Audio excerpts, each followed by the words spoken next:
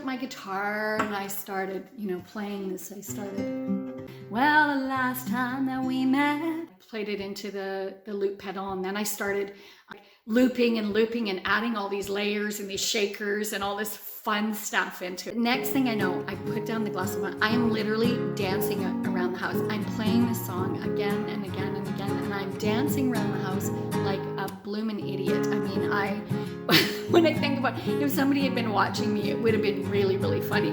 I was just celebrating that moment of being happy.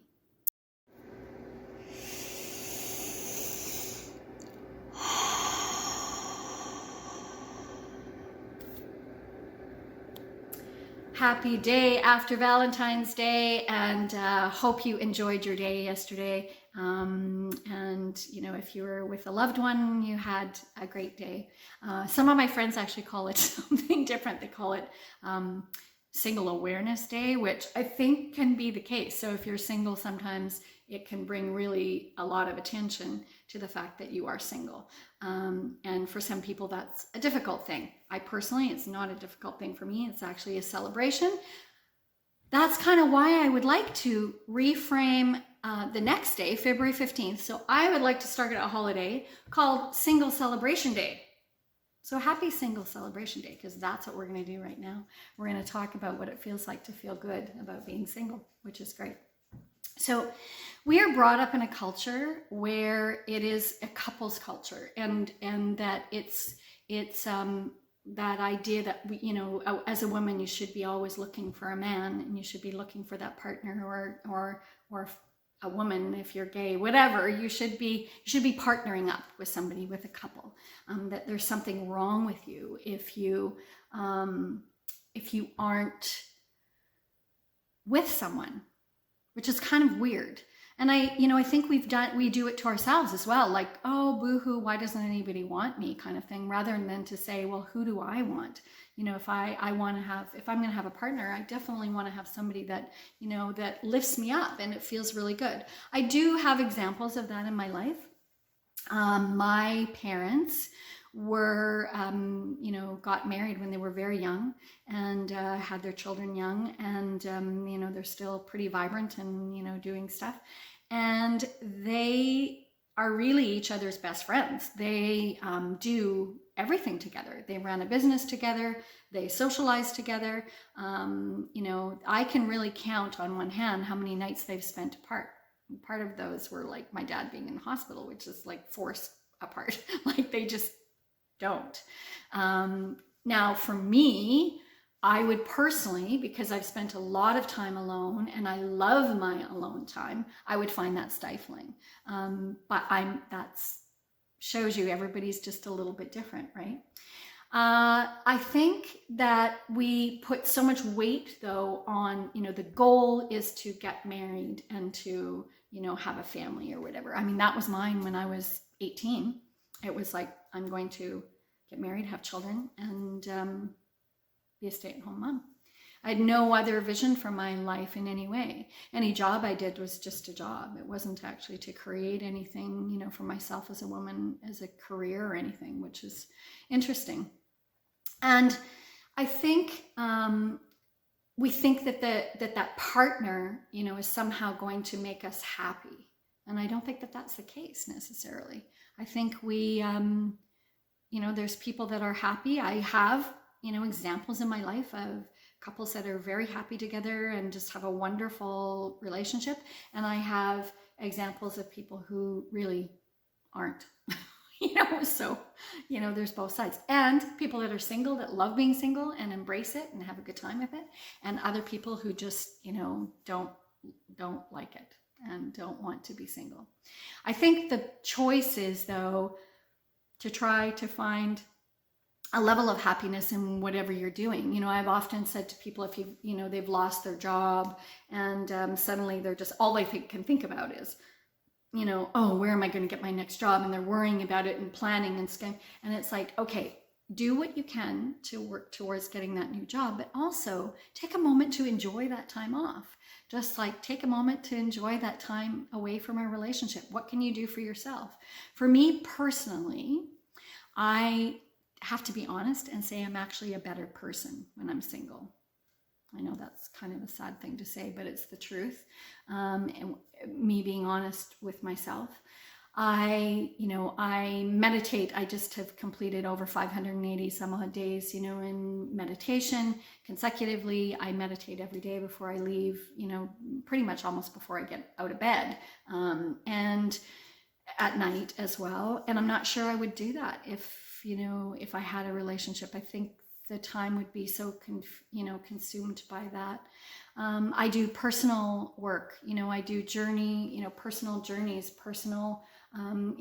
I went on this trip across Canada that, really taught me what it was like to be single and traveling, and how much more engaged I am where I am and in the community, and, that I go into, and the people that I meet, because I'm not in this relationship traveling with this person and negotiating meals, and what are we going to eat? I don't know, what are you going to eat? Where do you want to go?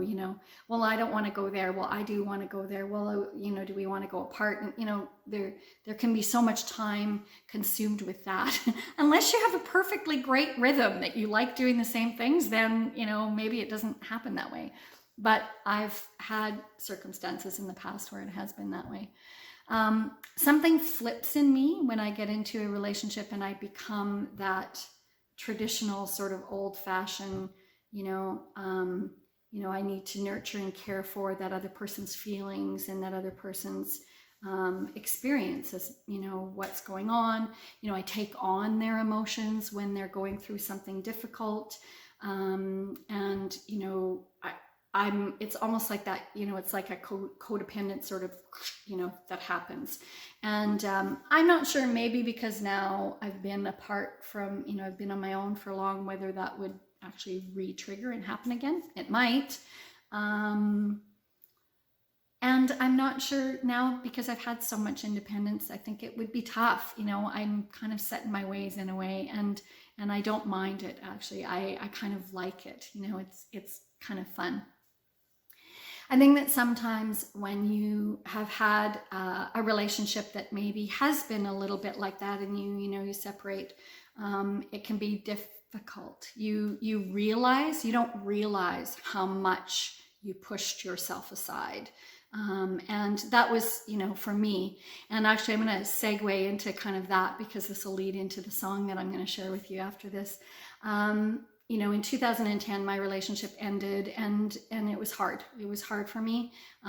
There was a lot of that, and I felt like I had to rip myself out of it, and I had to separate and give myself space to be able to heal and really come to my own, back to my own self, which was really important to me to do. And so that had happened in January of 2010. And I've, gone through the summer and gone through some things, and I'd started to sort of really feel good and, feeling great.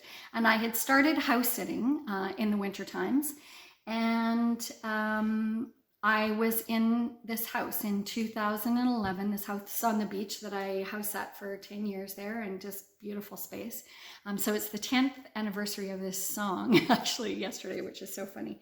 And so what happened was it was Valentine's Day. I was in this house. I thought, I'm going to make myself a nice little snack and have a little, little cocktail hour thing, and just go sit down and maybe start to watch a little movie or watch something on TV, or, see what's going on. So I went into the media room, and I'd kind of settled, and I'd forgotten something. And so I zipped out, and I, walked out, and I looked to the side out to the beach. I was looking at the beautiful view, and then all of a sudden I stopped. And I saw, someone standing on the beach, a couple standing on the beach right there. And I thought, is that my ex and his new girlfriend? And I had this moment of, I'm okay, Sandy, your subconscious is playing with you. It's Valentine's Day. You're probably subconsciously feeling a little bit like, wow, and so I'm going is that really who that is? So I went upstairs and I walked to it so I could get a better view, and sure enough it was. And so then I went in and grabbed the rest of the bottle of the wine, and I was about to sit down and have a big fat old pity party and say, like, what the hell? And I was looking up at the universe, literally, you know, God, universe, whatever it is, going, are you freaking kidding me? Like, seriously, what are the chances that they would walk by at that exact moment if I hadn't forgotten something, or if I'd gone at a different time, or if it had been dark already? I wouldn't have even seen them, and it wouldn't have triggered any of that. But I don't know, I think maybe universal forces are wise, because, you know, I sat down for a moment to pour myself this glass and have this little, like I say, mini pity party, until I stopped myself and I thought, wait a minute, barring that happening in that moment, yes, I was triggered by that for sure. I noticed it. But how do I really, really feel? And I kind of picked up my guitar and I started, you know, playing this. I started taking this scenario, imagined the scenario where I was last talking to this person. And, you know, I'm like, well, the last time that we met. And then, you know, I sort of started to play on that. And I went in and I literally just wrote the song. It just flowed right out, and it was all bluegrassy and fun. And so I went out and I thought, oh my God, I can hear all these beautiful, like, melody, you know, the melody and harmony and fun things in this song. And I happened to have my mic, an amp, and my loop pedal set up in the music area.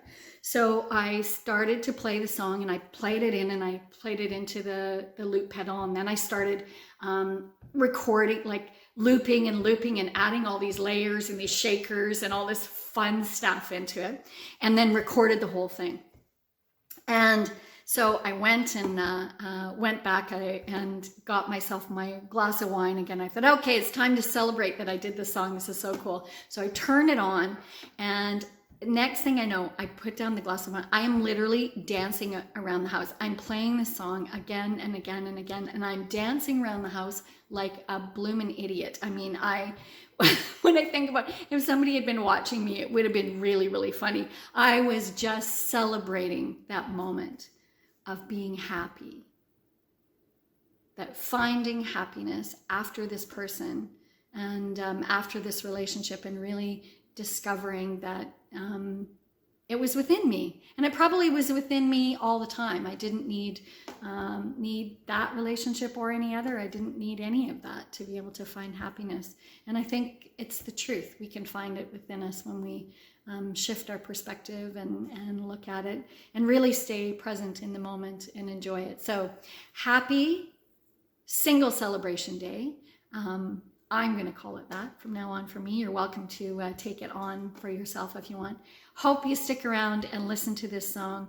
And we'll see you next week. We're going to start a whole new kind of series on talking about a new subject. So see you next Monday. Well, the last time that we met, I made myself so clear. Said our time was over, didn't want you to be near. But since you keep finding places to show up anyway, I've only got one thing to say. I'm so happy without you, so happy without you. Can't believe I was ever so blue. First I was so sad, then kind of mad, but now I'm truly happy without you. Well, I gave you all those years, there were smiles but lots of tears, and in the end it wasn't the right thing. For my life went on a shelf and I wasn't quite myself, but now I'm truly happy without you. I'm so happy without you, so happy without you. Can't believe I was ever so blue. First I was so sad, then kind of mad, but now I'm truly happy without you.